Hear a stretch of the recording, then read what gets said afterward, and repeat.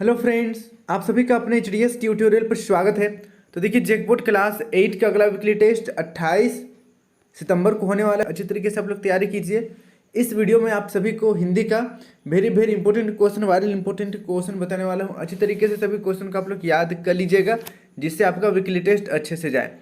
तो चलिए बिना देर के हम लोग क्वेश्चन की ओर बढ़ते हैं। देखिए, बड़े भाई साहब चैप्टर 5 अच्छी तरीके से आप लोग पढ़ लीजिएगा इसको, ठीक है। तो चलिए हम लोग कुछ इंपॉर्टेंट क्वेश्चन देख लेते हैं। सभी क्वेश्चन काफ़ी ज़्यादा इंपॉर्टेंट है, और जो भी क्वेश्चन है ये सिर्फ वीकली टेस्ट के लिए इंपॉर्टेंट नहीं है, आप लोगों का फाइनल बोर्ड एग्जाम के लिए भी इंपॉर्टेंट है। इसलिए अभी से ही आप लोग फाइनल बोर्ड का तैयारी कीजिए और सभी क्वेश्चन को अच्छी तरीके से याद कर लीजिए। देखिए, पहला क्वेश्चन है, बड़े भाई साहब कहानी के लेखक का नाम है। बड़े भाई साहब कहानी के लेखक का नाम बताना है। पहला ऑप्शन है ज्ञान रंजन, दूसरा लीलाधर मंडलोई, तीसरा जयशंकर प्रसाद, चौथा प्रेमचंद। तो इसका सही आंसर हो जाएगा ऑप्शन नंबर चौथा, प्रेमचंद। बड़े भाई साहब के लेखक हैं प्रेमचंद। इसको आप लोग याद कर लीजिएगा। फिर देखिए नेक्स्ट अगला सेकेंड नंबर, लेखक के भाई उनसे कितने साल बड़े थे। लेखक के भाई उनसे कितने साल बड़े थे। पहला 3 साल, दूसरा 4 साल, तीसरा 5 साल, चौथा 2 साल। तो इसका सही आंसर हो जाएगा ऑप्शन नंबर तीसरा, 5 साल। इसको आप लोग याद कर लीजिएगा, इंपॉर्टेंट क्वेश्चन है।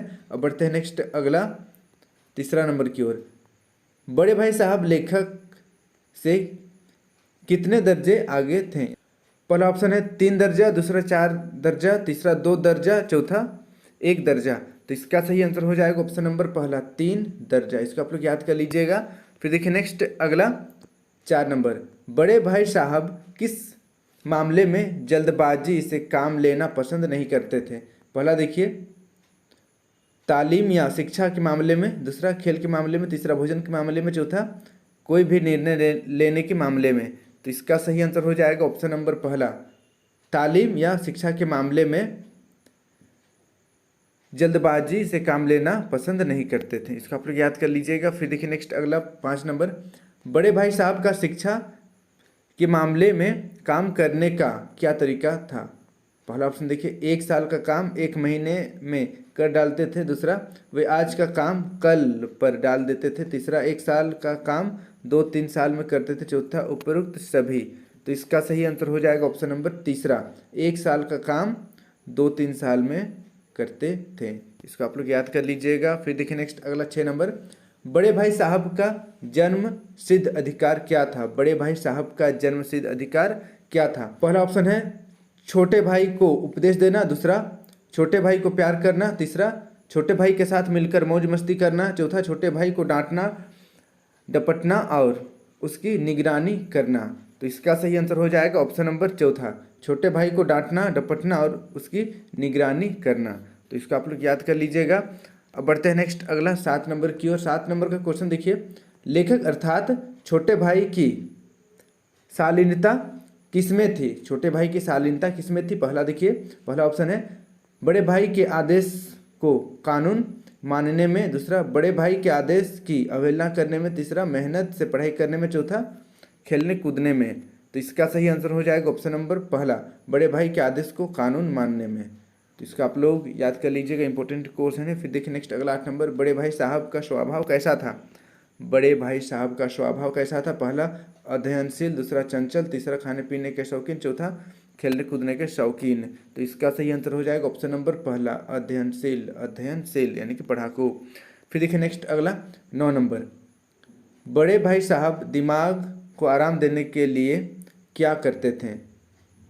पहला ऑप्शन है किताब के हाशियों पर चिड़ियों, कुत्तों और बिल्लियों के चित्र बनाते थे, दूसरा संगीत सुनते थे, फिर तीसरा ऑप्शन है नृत्य करते थे, चौथा ऑप्शन ये सभी। तो इसका सही आंसर हो जाएगा ऑप्शन नंबर पहला, किताब के हाशियों पर चिड़ियों, कुत्तों और बिल्लियों के चित्र बनाते थे। इसको आप लोग याद कर लीजिएगा, इंपॉर्टेंट क्वेश्चन है। फिर देखिए नेक्स्ट अगला 10 नंबर। 10 नंबर का क्वेश्चन है, लेखक का मन किसमें नहीं लगता था। पहला खेलने कूदने में, दूसरा पढ़ने में, तीसरा खाने पीने में, चौथा चित्रकारी में। तो इसका सही आंसर हो जाएगा ऑप्शन नंबर दूसरा, पढ़ने में। लेखक का मन पढ़ने में नहीं लगता था। फिर देखिए नेक्स्ट अगला 11 नंबर, लेखक के प्राण कब सूख जाते थे। पहला ऑप्शन है जब कक्षा में जब कक्षा में आते थे। दूसरा, जब अध्यापक उनसे गृह कार्य प्रस्तुत करने बोलते।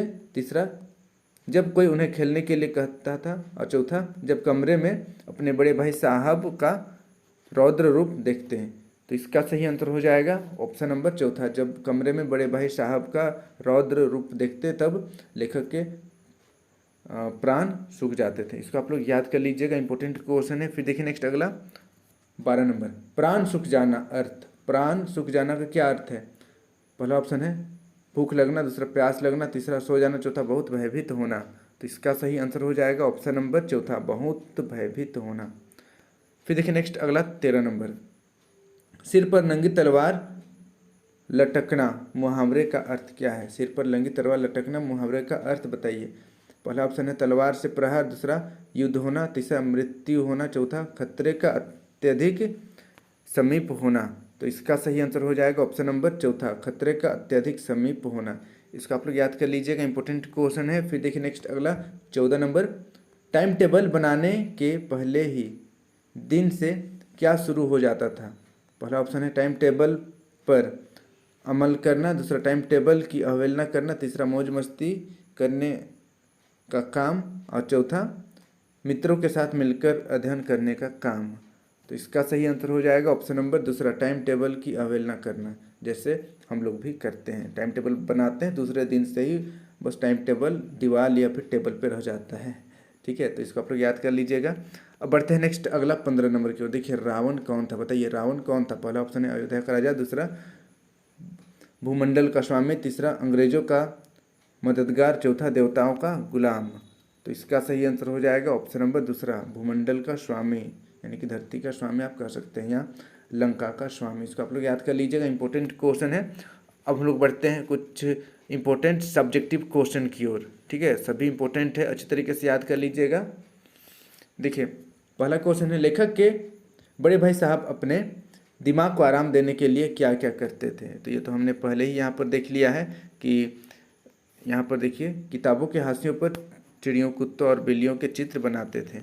फिर भी यहाँ पर हम लोग सब्जेक्टिव इस तरीके से आप लोगों को लिखना है, लेखक के बड़े भाई अपने दिमाग को आराम देने के लिए कॉपी पर, कभी किताब के हाशियों पर चिड़िया, कुत्ते, बिल्लियों की तस्वीर बनाया करते थे।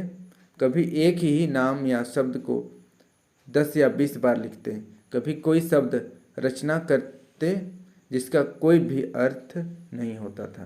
तो इसको आप लोग याद कर लीजिएगा, इंपॉर्टेंट क्वेश्चन है। फिर देखिए नेक्स्ट अगला सेकेंड नंबर, बड़े भाई साहब ने लेखक के सामने पढ़ाई का कैसा चित्र खींचा? तो इसका उत्तर देखिए, लेखक के बड़े भाई ने लेखक के सामने पढ़ाई का अत्यंत गूढ़ और कठिनतम चित्र खींचा। उनके अनुसार अंग्रेजी पढ़ना लिखना कोई खेल नहीं है, इतिहास में नाम और समय याद करना कोई बूते की बात नहीं, गणित हल करना मुश्किल है, विज्ञान की समझ काफ़ी कठिन है, काफ़ी कठिन मेहनत करने के बाद ही पढ़ाई समझ आती है। तो इसको आप लोग याद कर लीजिएगा, इंपॉर्टेंट क्वेश्चन है। फिर देखिए नेक्स्ट अगला तीसरा नंबर, समझ किताबें पढ़ने से नहीं आती, दुनिया देखने से आती है। इस कथन को किसी एक उदाहरण देकर सिद्ध करें। तो इसका उत्तर देखिए, बड़े भाई साहब के अनुसार समझ किताबें पढ़ने से नहीं आती। उदाहरण स्वरूप माँ बाप, दादा दादी कम पढ़ लिख कर भी अधिक जानकारी और समझ रखते हैं। घरेलू महिलाएं ज़्यादा पढ़ी लिखी नहीं होने के बाद भी घर का प्रबंधन, खर्चे का हिसाब किताब, घर में सबका सम्मान सत्कार करने में बहुत कुशल होती है। तो इसको आप लोग याद कर लीजिएगा, इंपॉर्टेंट क्वेश्चन है। फिर देखिए नेक्स्ट अगला 4 नंबर, लेखक के भाई ने परीक्षा में सफलता के लिए क्या क्या किया? आप परीक्षा की तैयारी किस प्रकार करते हैं? तो इसका उत्तर देखिए, लेखक के बड़े भाई साहब ने परीक्षा में सफलता के लिए रटंत विद्या को अपनाया। वे अध्ययनशील रहते और हरदम किताबें खोलकर बैठे रहते थे। मैं अपनी परीक्षा की तैयारी पूरी आत्मविश्वास के साथ करता हूँ।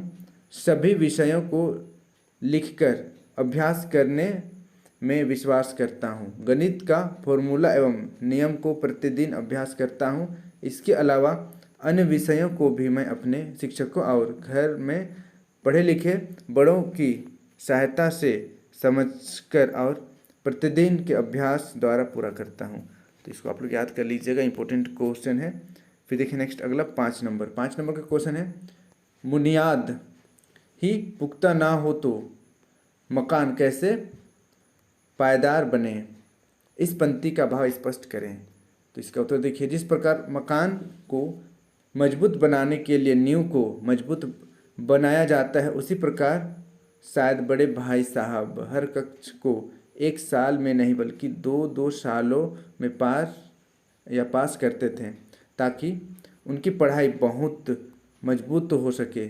यह बड़े भाई साहब की परीक्षा के प्रति, पढ़ाई के प्रति लापरवाही पर व्यंग है। तो इसको आप लोग याद कर लीजिएगा, इंपॉर्टेंट क्वेश्चन है।